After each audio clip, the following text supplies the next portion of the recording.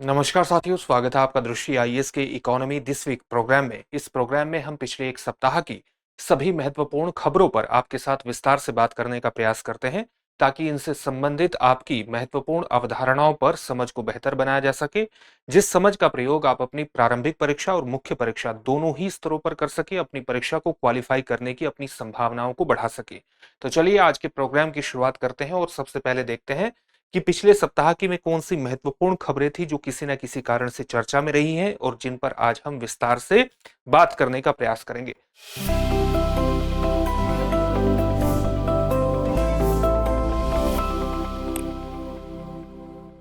आप जानते हैं कि हाल ही में 1 अप्रैल को आरबीआई की स्थापना के 90 वर्ष हो गए हैं। तो आरबीआई के बारे में कुछ महत्वपूर्ण जानकारी हासिल करेंगे। इसकी स्थापना किस अधिनियम के माध्यम से की गई थी, इसके महत्वपूर्ण उद्देश्य क्या हैं और ये किस प्रकार से बैंकिंग क्षेत्र पर नियंत्रण स्थापित रखता है। साथ ही आप जानते हैं कि अमेरिका ने अलग अलग देशों पर टैरिफ की अतिरिक्त दरों को निर्धारित कर दिया है, जिसके जद में भारत भी आया है। तो भारत पर कितना अतिरिक्त टैरिफ अमेरिका ने निर्धारित किया है और ये पूरा स्ट्रक्चर किस प्रकार से अलग अलग देशों पर काम करेगा, इसके बारे में जानकारी हासिल करेंगे। एक और खबर लगातार चर्चा में रही और चर्चा में ये रही कि आरबीआई एक बार फिर से ओपन मार्केट ऑपरेशन का प्रयोग करेगा, यानी खुली बाजार प्रक्रियाओं का इस्तेमाल करेगा और उसके माध्यम से मुद्रा के प्रवाह को बाजार में नियंत्रित करने का प्रयास करेगा। नियंत्रित करने का मतलब दो स्तरों पर होता है, एक मुद्रा के प्रवाह को बढ़ाना और एक मुद्रा के प्रवाह को थोड़ा कम करना। तो ओपन मार्केट ऑपरेशन होता क्या है, इसको समझने का प्रयास करेंगे। साथ ही एक बार फिर हमारे सामने लगातार चर्चा में आया है क्रय प्रबंधक सूचकांक, यानी परचेजिंग मैनेजर्स इंडेक्स। तो भारत का जो परचेजिंग मैनेजर्स इंडेक्स है, जो कि विनिर्माण क्षेत्र से जुड़ा है, उसमें बेहतर आंकड़े हमें प्राप्त हुए हैं और इसका जो मान है वो 0 से 100 के अंतर्गत निर्धारित होता है। और भारत में मैन्युफैक्चरिंग सेक्टर के अंतर्गत, विनिर्माण क्षेत्र के अंतर्गत इसका जो मान है वो 58.1 पर पहुंच गया है, जो कि पिछले 7-8 महीनों में सबसे ज्यादा है। इसका सीधा सा मतलब आप लगा सकते हैं कि भारत में जो कारखाना क्षेत्र का उत्पादन है या भारत में जो नए ऑर्डर प्राप्त होने की दर है या आर्थिक गतिविधियां हैं, वो मैन्युफैक्चरिंग सेक्टर में, विनिर्माण क्षेत्र में लगातार विस्तारित होती जा रही हैं और एक प्रकार से कहीं ना कहीं सकारात्मक संकेत यह आंकड़ा हमें प्रदान करता है। तो परचेजिंग मैनेजर्स इंडेक्स होता क्या है, इसके पूरे कॉन्सेप्ट को यहां पर समझने का प्रयास करेंगे। लेकिन सबसे पहले चर्चा होगी आरबीआई के 90 वर्ष पर। तो चलिए जानते हैं। आरबीआई, आप जानते हैं कि भारत का क्या है, एक केंद्रीय बैंक है, एक सेंट्रल बैंक है। स्थापना कब हुई थी? 1 अप्रैल 1935 को इसकी स्थापना हुई थी और स्थापना हुई थी भारतीय रिजर्व बैंक अधिनियम 1934 के प्रावधानों के अनुसार। तो 1934 के प्रावधानों के अनुसार 1 अप्रैल 1935 को आरबीआई की स्थापना हुई थी। लेकिन जो आरबीआई की स्थापना हुई थी वो वस्तुतः उस समय एक निजी इकाई के रूप में स्थापित हुआ था। मूल रूप से वस्तुतः 1935 में जो आरबीआई हमारे सामने आया था वो एक निजी इकाई के रूप में हमारे सामने आया था। लेकिन देश की स्वतंत्रता के बाद वर्ष 1949 में इसका राष्ट्रीयकरण कर दिया गया, इसका नेशनलाइजेशन कर दिया गया और हमारे सामने एक सेंट्रल बैंक के रूप में पूर्ण उपस्थिति के साथ आरबीआई अस्तित्व में आता है। अब हम देखते हैं कि आरबीआई के मूलभूत उद्देश्य क्या है। आरबीआई का जो मूलभूत उद्देश्य है वो भारत में मुद्रा की स्थिरता को बनाए रखना है और साथ ही मार्केट में मुद्रा के प्रवाह को नियंत्रित करना है। आरबीआई मार्केट में, बाजार में मुद्रा के प्रवाह को नियंत्रित करने के अंतर्गत कई प्रकार के टूल्स का इस्तेमाल करता है, उपकरणों का इस्तेमाल करता है। और ये उपकरण आपने सुने होंगे कि आरबीआई तरह तरह की दरों को निर्धारित करता है, चाहे वो सीआरआर हो, कैश रिजर्व रेशियो हो, या एसएलआर हो, स्टैट्यूटरी लिक्विडिटी रेशियो हो, या फिर ओपन मार्केट ऑपरेशंस हो, या इसके अलावा बैंक रेट हो या रेपो रेट हो। इन सभी के माध्यम से आरबीआई क्या करता है? आरबीआई इन सभी के माध्यम से बाजार में मुद्रा के प्रवाह को नियंत्रित करता है। और यहां पर इस विशेष तौर से ध्यान में रखने की एक जरूरत है आपको कि जो रेपो रेट है या जो रिवर्स रेपो दर है, ये अब कौन निर्धारित करता है? ये अब एमपीसी निर्धारित करती है, मॉनेटरी पॉलिसी कमेटी निर्धारित करती है, जिसमें 6 सदस्य होते हैं। 3 इसमें आरबीआई के प्रतिनिधि होते हैं और 3 प्रतिनिधि किसके होते हैं? एक प्रकार से आप कह सकते हैं इसकी सरकार के प्रतिनिधि होते हैं और इसके द्वारा ही भारत में रेपो रेट का निर्धारण किया जाता है। और क्योंकि रेपो रेट की पूरी व्यवस्था को बाजार में एक प्रकार से केंद्रीय भूमिका होती है बाजार में ब्याज दरों को कि निर्धारित करने के अंतर्गत। तो इसकी जो पूरी व्यवस्था है वो एमपीसी के पास चली गई थी, बाकी जो दरें हैं वो आज भी आरबीआई के द्वारा तय की जाती हैं। तो भारत में मौद्रिक स्थिरता सुनिश्चित करने और आमतौर पर देश की मुद्रा और ऋण प्रणाली को लाभ के लिए संचालित करने की दृष्टि से बैंक नोटों के मुद्दों को विनियमित करने, उसको रेगुलेट करने और उस पूरी व्यवस्था को बनाए रखने, यानी बैंक नोटों के रिजर्व को बनाए रखने का जो काम है वो आरबीआई के द्वारा किया जाता है। और तेजी से जो अर्थव्यवस्था अलग अलग देशों की फाइनेंशियली वित्तीय रूप से जटिल होती जा रही है, उसमें आरबीआई से ये उम्मीद की जाती है कि वो एक आधुनिक मौद्रिक नीति ढांचे का प्रयोग करे और इस आधुनिक मौद्रिक नीति ढांचे के अंतर्गत ही भारत में एमपीसी की पूरी व्यवस्था आई थी, जो कि रेपो रेट का निर्धारण करने के अंतर्गत महत्वपूर्ण भूमिका निभाती है। विकास के उद्देश्य से को ध्यान में रखते हुए मूल्य स्थिरता भी प्रदान करती है। और मूल्य स्थिरता किस प्रकार से प्रदान करती है, आज हम इसमें से एक कॉन्सेप्ट समझने का प्रयास करेंगे जिसको हम ओपन मार्केट ऑपरेशन के नाम से जानते हैं। इन सभी का इस्तेमाल बाजार में मुद्रा के प्रवाह को नियंत्रित करके किया जाता है। मुद्रा के प्रवाह को बढ़ाया भी जा सकता है, मुद्रा के प्रवाह को कम भी किया जा सकता है, और इसी में से एक साधन है open market operation. Open market operation किस प्रकार से वर्क करता है, इसके आधार पर आप ये समझ जाएंगे कि किस प्रकार से आरबीआई बाजार में मूल्य की स्थिरता को बनाए रखता है, मुद्रा की स्थिरता को बनाए रखता है, मुद्रा के प्रवाह को नियंत्रित करता है। तो इस पूरे कॉन्सेप्ट को हम वहां समझने का प्रयास करेंगे। यहां आरबीआई के बारे में सामान्य जानकारी हासिल कर लेते हैं।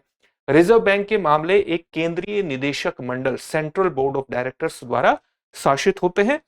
बोर्ड की जो नियुक्ति है वो भारतीय रिजर्व बैंक अधिनियम के अनुसार भारत सरकार के द्वारा की जाती है। तो बोर्ड की नियुक्ति किसके द्वारा की जाती है, भारत सरकार के द्वारा नियुक्ति की जाती है। बोर्ड की नियुक्ति निदेशकों को 4 वर्ष की अवधि के लिए नियुक्त या नामांकित किया जाता है।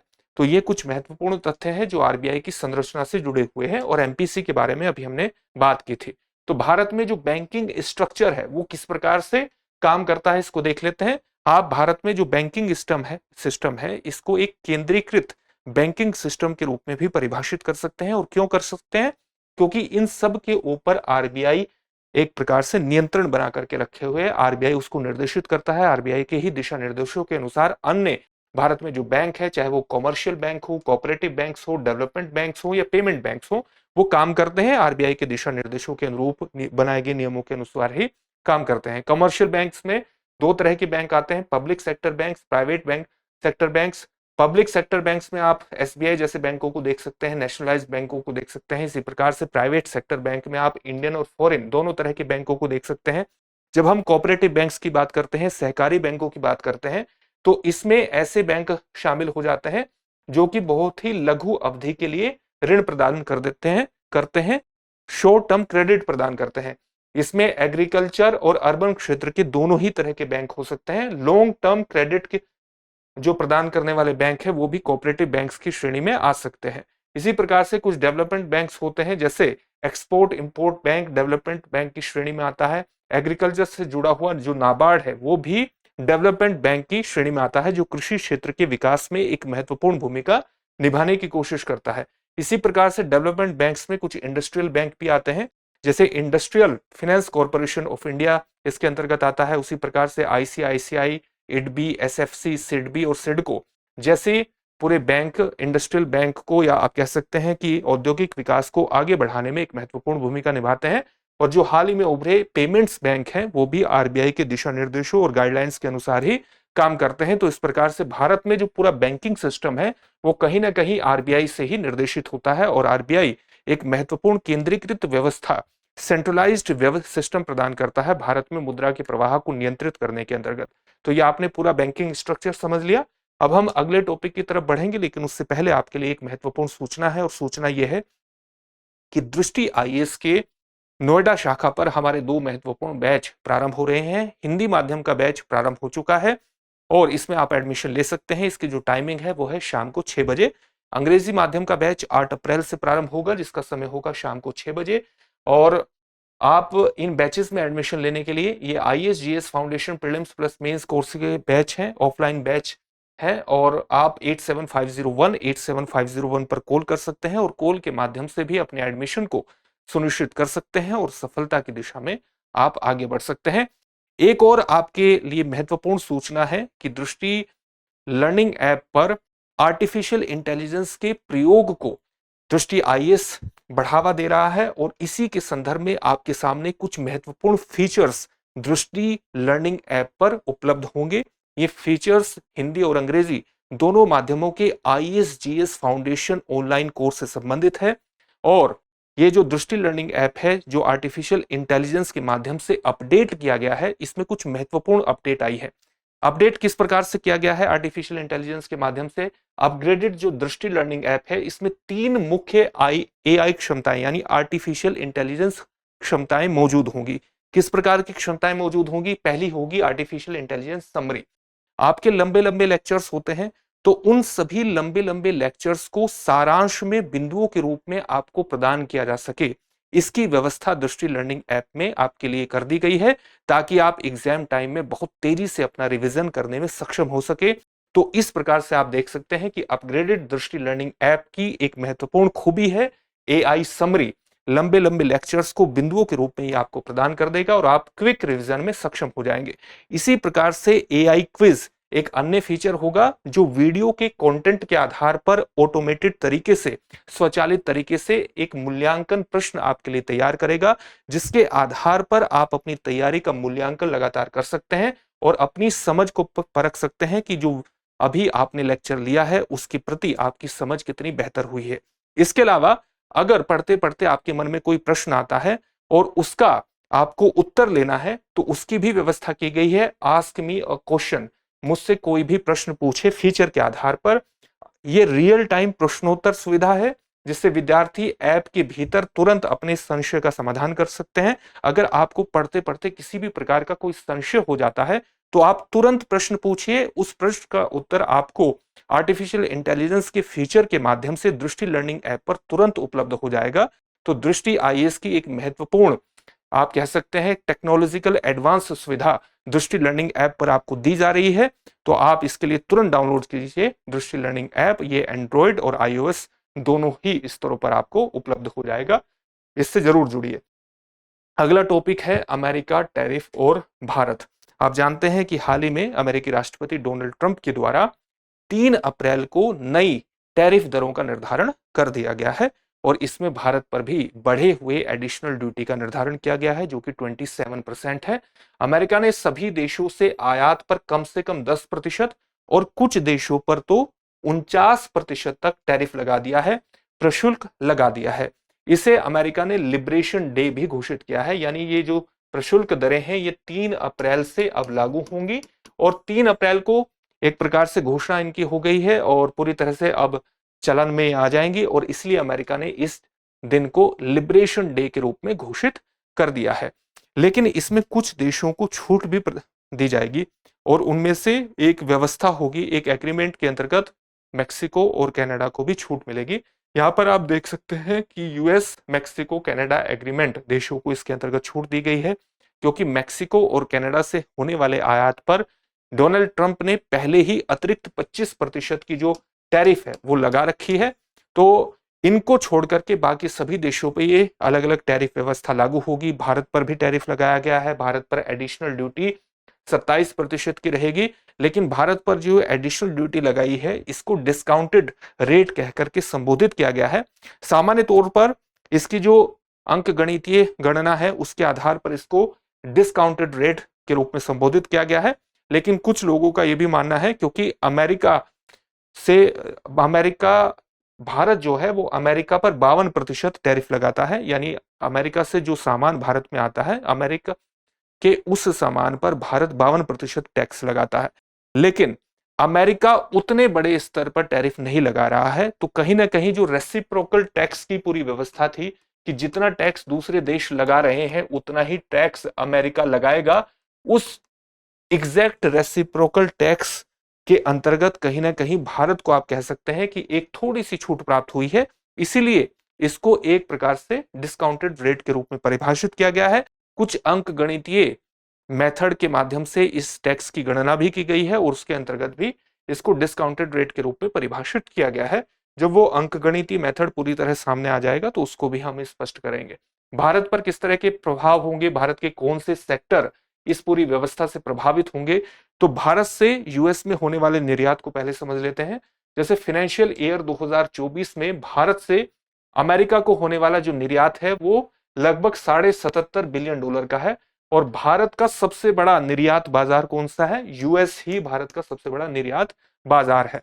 भारत से निर्यात पर अब कितना टैक्स लगेगा, कितनी एडिशनल ड्यूटी लगेगी? 27% की लगेगी। और इससे सबसे ज्यादा प्रभावित जो क्षेत्र होंगे वो होंगे इलेक्ट्रॉनिक्स, रत्न और आभूषण के क्षेत्र, इससे सबसे ज्यादा प्रभावित होंगे। इसके अलावा जो ऑटोमोबाइल सेक्टर्स है, ऑटो पार्ट्स पर अलग से 25% टैरिफ पहले से ही लागू है। तो ऑटोमोबाइल सेक्टर्स पर, ऑटो पार्ट सेक्टर पर पहले से ही अलग से 25% टैक्स लागू है।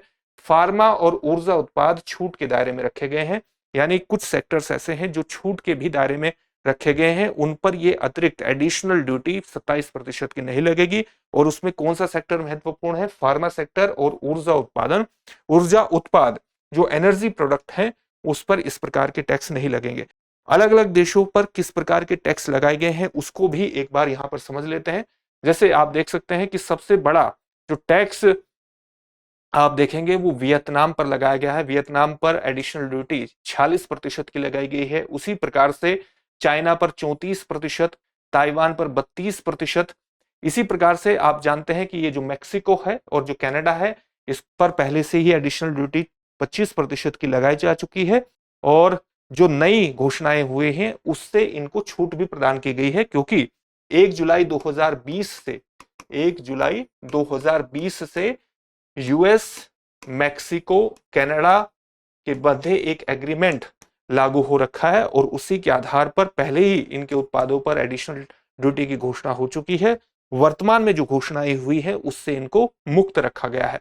यूरोपियन पर यूरोपियन यूनियन पर 20% की एडिशनल ड्यूटी लगेगी, भारत पर 27%, साउथ कोरिया पर 26%, जापान पर 24%, मलेशिया 24% और इसराइल पर 17% की एडिशनल ड्यूटी लगेगी। और अगर हम यूएस के ट्रेड डेफिसिट को यहां पर देखें वर्ष 2024 के $1 मिलियन में, तो उसकी भी एक व्यवस्था हमें देखनी इसलिए जरूरी है क्योंकि पहले जो डोनाल्ड ट्रंप ने कहा था कि जिस देश के साथ हमारा जो देश जितना टैरिफ लगाता है हम रेसिप्रोकल टैक्स व्यवस्था का प्रयोग करेंगे।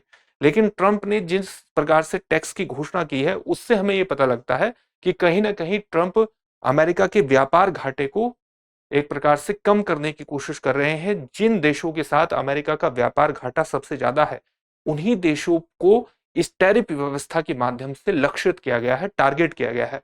जैसे आप देख सकते हैं कि चाइना पर कितने एडिशनल ड्यूटी की घोषणा हुई है? 34% की घोषणा हुई है। और चाइना के साथ अमेरिका का जो व्यापार घाटा है वो $2,63,338 मिलियन का है। इसी प्रकार से मैक्सिको के साथ उसका जो व्यापार घाटा है वो $1,79,004 मिलियन का है।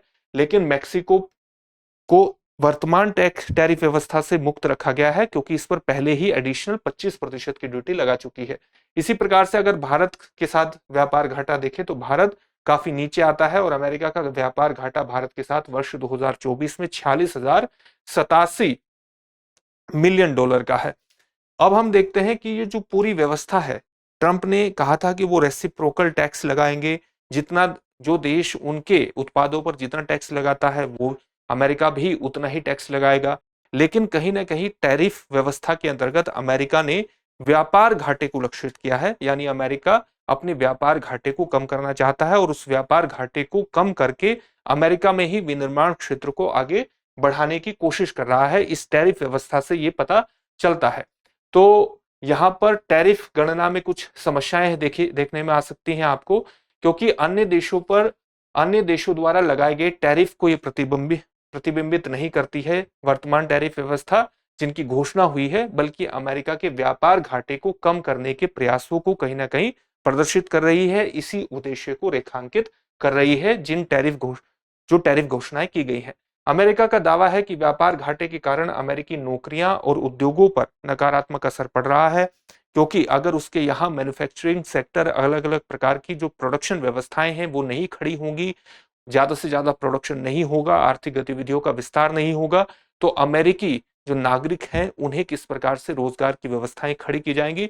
इसलिए जिन देशों के साथ व्यापार घाटा है उस व्यापार घाटे को टारगेट करके अमेरिका में ही उद्योग को बढ़ावा देना और रोजगार को बढ़ावा देना और अमेरिकी नागरिकों की जेब में पैसे डालना कहीं ना कहीं इस पूरे टैरिफ व्यवस्था का उद्देश्य नजर आ रहा है।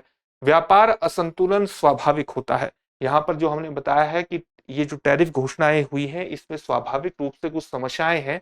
समस्याएं इसलिए है क्योंकि अमेरिका अगर अपने व्यापार घाटे को टारगेट कर रहा है और हर देश के साथ किसी न किसी प्रकार से ट्रेड सरप्लस चाहता है, व्यापार सरप्लस चाहता है, तो अंतरराष्ट्रीय व्यवस्था में ये बड़ा मुश्किल है।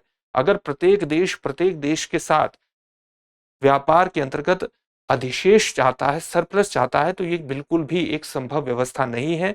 और अगर इस प्रकार की व्यवस्था टैरिफ के अंतर्गत प्रत्येक देश अपनाना शुरू कर दे तो ये पूरा का पूरा जो अंतर्राष्ट्रीय व्यापार का स्ट्रक्चर है, संरचना है, इसमें टूटन आ जाएगी। इसमें कहीं ना कहीं बहुत बड़े प्रकार के व्यवधान खड़े हो सकते हैं और इस प्रकार से टैरिफ को लगाना, पूरी व्यवस्था को समाप्त करना आर्थिक रूप से तर्कसंगत मालूम नहीं होता है। भारत को और अधिक टैरिफ दरों का सामना करना पड़ सकता है। भारत की जो एक्चुअल टैरिफ दरें हैं वो और ज्यादा बढ़ी हुई हो सकती हैं क्योंकि इस पूरी व्यवस्था के कारण डॉलर भी मजबूत हो सकता है और अगर डॉलर मजबूत होता है तो कहीं ना कहीं भारत को और ज्यादा टैरिफ देने की जो पूरी व्यवस्था है उसमें भारत को एक प्रकार से और अधिक रुपयों में भुगतान करने की व्यवस्था के अंतर्गत आना पड़ेगा। यानी भारत को और ज्यादा नुकसान होगा अगर डॉलर बढ़ता है, डॉलर मजबूत होता है और रुपया कमजोर होता है। अभी हमने आपको बताया था कि किस प्रकार से जो परचेजिंग मैनेजर्स इंडेक्स है जो मैन्युफैक्चरिंग सेक्टर से जुड़ा हुआ है उसका जो आंकड़ा है वो हमारे सामने आया है मार्च का 58.1 जो पिछले 7-8 महीनों में सबसे उच्च स्तर पर बना हुआ है और ये हमें बताता है कि किस प्रकार से विनिर्माण क्षेत्र में एक बेहतर स्थिति भारत की बनी हुई है। इस परचेजिंग मैनेजर्स इंडेक्स को एक बार देख लेते हैं किसके द्वारा ये आंकड़ा जारी किया गया है। S&P standard and Poor's global के द्वारा ये आंकड़ा हमारे सामने आया है। और ये क्या है? परचेजिंग मैनेजर्स इंडेक्स यानी क्रय प्रबंधक सूचकांक वस्तुतः होता क्या है? ये एक प्रकार का आर्थिक मापक है। क्या है? इकोनॉमिक इंडिकेटर है, आर्थिक मापक है। किसके क्षेत्र का? ये दो क्षेत्रों का मापन करता है। एक करता है विनिर्माण क्षेत्र का मापन यानी मैन्युफैक्चरिंग सेक्टर का मापन करता है और एक करता है सेवा क्षेत्र का, सर्विस सेक्टर का मापन करता है। किस प्रकार से मापन करता है? जैसे विनिर्माण क्षेत्र में ये देखता है कि अलग अलग क्षेत्रों से जुड़े हुए कारखानों में कितना उत्पादन हो रहा है, उत्पादन घट रहा है या उत्पादन बढ़ रहा है, कारखानों को नए ऑर्डर प्राप्त हो रहे हैं नहीं हो रहे हैं और रोजगार घट रहा है या रोजगार बढ़ रहा है। इसके आधार पर यह विनिर्माण क्षेत्र से जुड़े हुए अलग अलग सेक्टरों का अध्ययन करता है।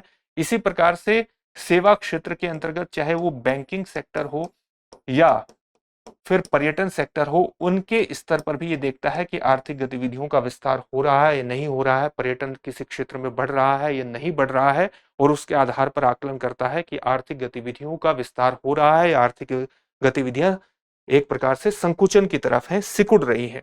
मापन किस प्रकार से किया जाता है? ये जो मान इसका हम प्राप्त करते हैं ये 0 से लेकर के 100 अंक तक एक प्रकार से आप प्राप्त करते हैं। इसलिए हम कह रहे हैं कि 58.1 का जो मानक है ये वस्तुतः भारत में आर्थिक गतिविधियों के विस्तार की तरफ संकेत करता है। क्यों संकेत करता है?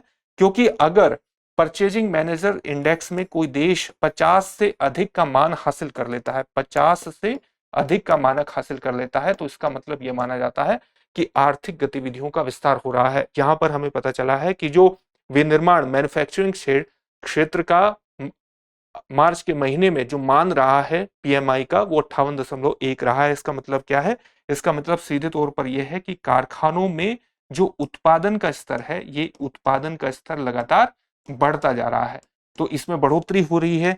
इसके अलावा नए ऑर्डर, उत्पादन क्यों बढ़ रहा है? क्योंकि इसे नए ऑर्डर प्राप्त हो रहे हैं और नए ऑर्डर प्राप्त होने के कारण और उत्पादन बढ़ने के कारण नए रोजगार भी सृजित हो रहे हैं, नए रोजगारों का सृजन होता जा रहा है और ये आर्थिक गतिविधियों के विस्तार को और ज्यादा बढ़ा रहा है। इसी प्रकार से बैंकिंग और पर्यटन के क्षेत्र में अगर सेवा क्षेत्र का मापन करें तो और उसमें भी 50 से अधिक का स्कोर हो, तो वो भी इसी चीज को प्रदर्शित करता है कि लोग एक स्थान से दूसरे स्थान पर जा रहे हैं, वो पर्यटन पर पैसा खर्च कर रहे हैं, जिससे रोज लोगों को तरह तरह के रोजगार में अवसरों का निर्माण हो रहा है।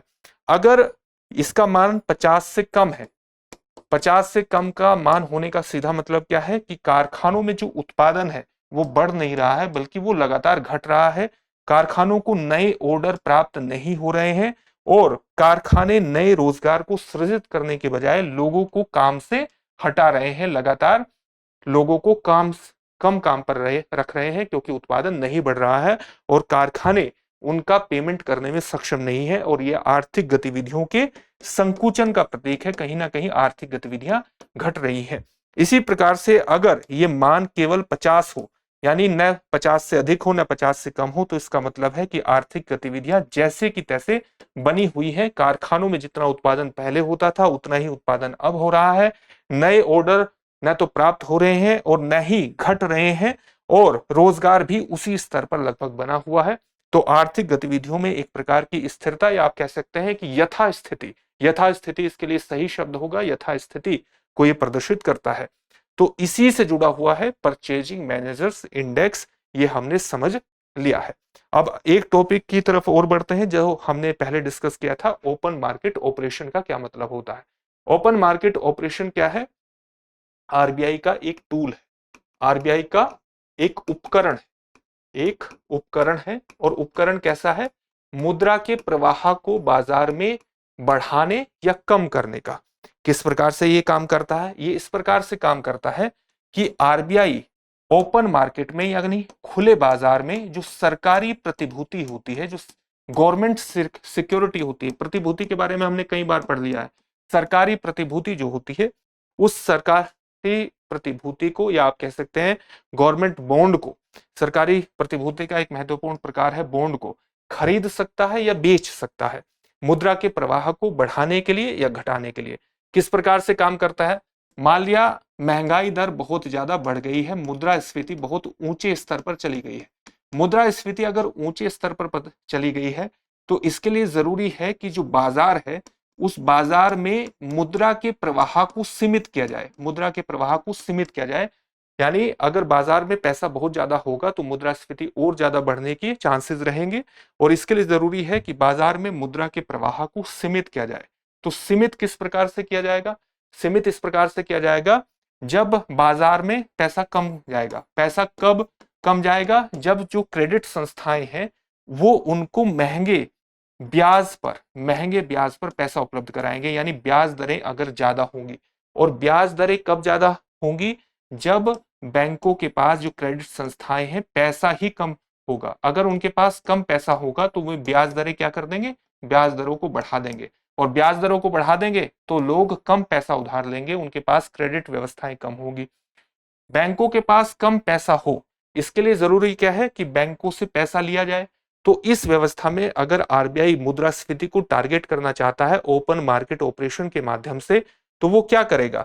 वो सरकारी प्रतिभूति को क्या करेगा? बेच देगा, और बेच देगा सरकारी प्रतिभूतियों को, बैंकों को बेचेगा, और बैंकों से क्या लेगा? पैसा लेगा। तो बैंकों के पास, अगर बैंकों को सरकारी प्रतिभूति बेच करके पैसा ले लेगा, तो बैंकों के पास क्या होगा? कम पैसा होगा लोगों को देने के लिए, ऋण देने के लिए, डेट, एक प्रकार से लोन देने के लिए। तो लोन कम देने के लिए क्या होगा? जब पैसा कम होगा तो आरबीआई क्या कर देगा? ब्याज दरें बढ़ा देगा, ब्याज दरें अपनी बढ़ाएगा, जिससे मार्केट में स्वाभाविक रूप से पैसा कम हो जाएगा। मुद्रा का प्रवाह क्या होगा? नियंत्रित हो जाएगा, कम हो जाएगा। मुद्रा का प्रवाह अगर नियंत्रित होगा तो ये सीधे तौर पर टारगेट करेगा मुद्रास्फीति को, और मुद्रास्फीति नियंत्रित हो जाएगी।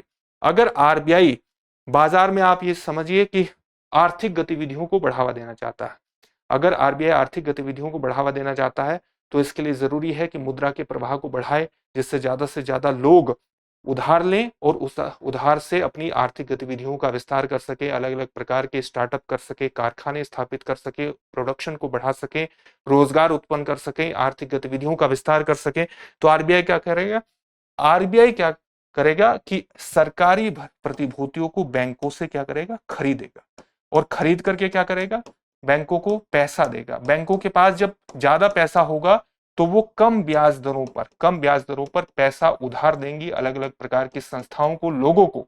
और जब उनके पास पैसा जाएगा तो वो अपने काम में उसका प्रयोग कर सकेंगे, अलग अलग प्रकार की कारखाना स्थापित कर सकते हैं, फैक्ट्री स्थापित कर सकते हैं, स्टार्टअप खोल सकते हैं, और उसके माध्यम से क्या करेंगे, प्रोडक्शन को बढ़ाएंगे, उत्पादन को बढ़ा देंगे। उत्पादन को बढ़ाने से क्या होगा, अधिक लोगों के पास जब पैसा ज्यादा होगा तो उपभोग भी ज्यादा होगा, और उपभोग ज्यादा होगा और उत्पादन ज्यादा होगा तो इससे पूरा रोजगार व्यवस्था खड़ी हो जाएगी, आर्थिक गतिविधियों का विस्तार होगा और आर्थिक एक प्रकार से समृद्धि हासिल करने में मदद मिलेगी। तो इस प्रकार से आरबीआई सरकारी प्रतिभूतियों को खरीद करके कहां पर, ओपन मार्केट में, खुले बाजार में।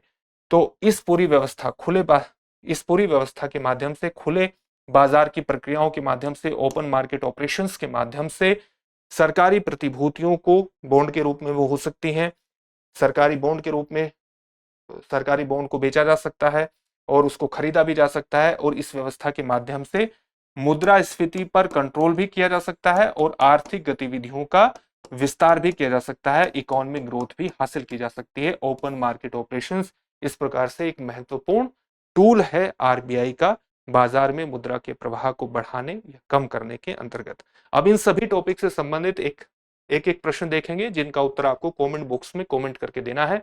पहला प्रश्न है, भारतीय रिजर्व बैंक का राष्ट्रीयकरण कब किया गया था?